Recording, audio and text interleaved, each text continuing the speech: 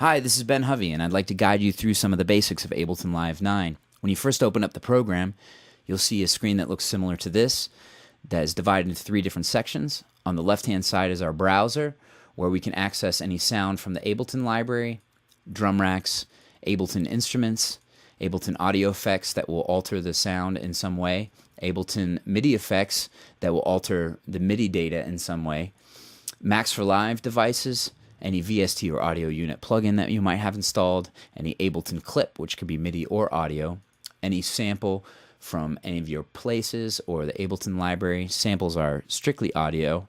They are either WAV, AIFF, MP3, FLAC. Below that, you have places. These include any Ableton Live pack you might have installed, your user library where you can keep projects, custom presets, custom racks.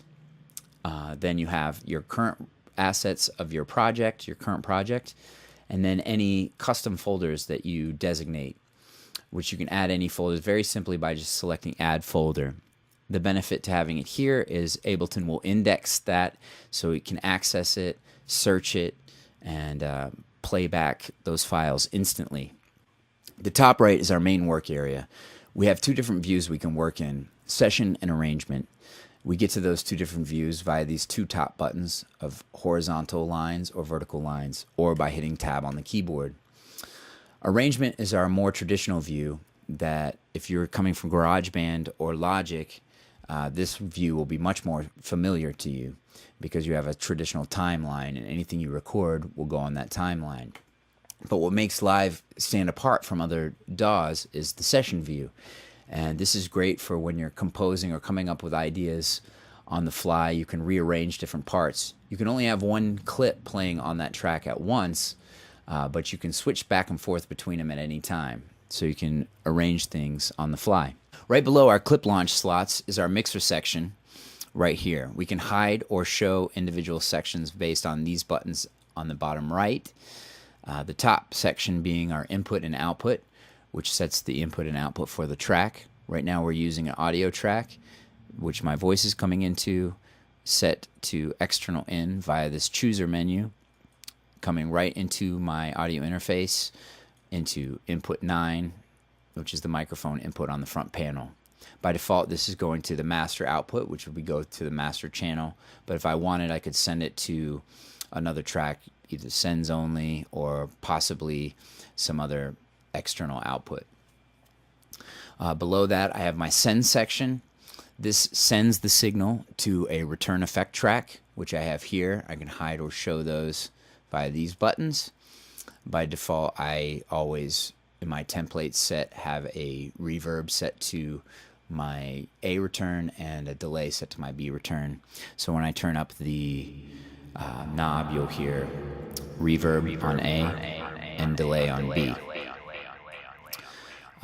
You can select whether it's pre or post fader via here. Post fader is standard.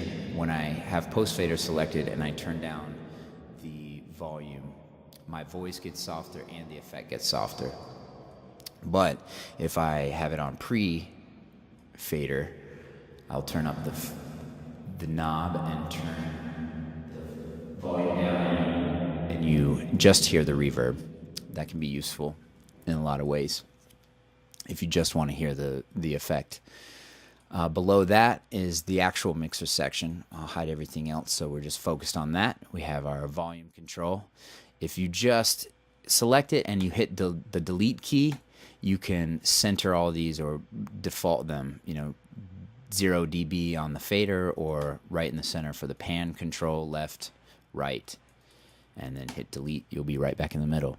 Below that is the track activator switch. This will turn on and off the audio, so I will talk and you can hear it cuts out the audio. Solo switch, so that'll be the only thing that I hear, and then the record activator. Also in the I/O section are the monitor switches. These change the way in which the audio is monitored on this track. By default, this is set to auto. So if the track is record enabled, you'll be able to hear the audio input into this track, in this case my voice coming into the track. As soon as I trigger a clip off on that track, the audio that is coming in will stop. It will automatically switch between the two. Or if I go to another track and record enable that one, and this record enable comes off, my input will stop as well. But sometimes it's more handy to have, if you want to monitor the audio all the time, you just set it to in. And then it doesn't matter whether you have record enabled or not enabled, and all your clips will be grayed out on that clip. You will not be able to trigger any clip. The third option is off. When that's selected, I will no longer be able to hear the audio that is coming into the track, and I'll only be able to trigger back clips that are previously there.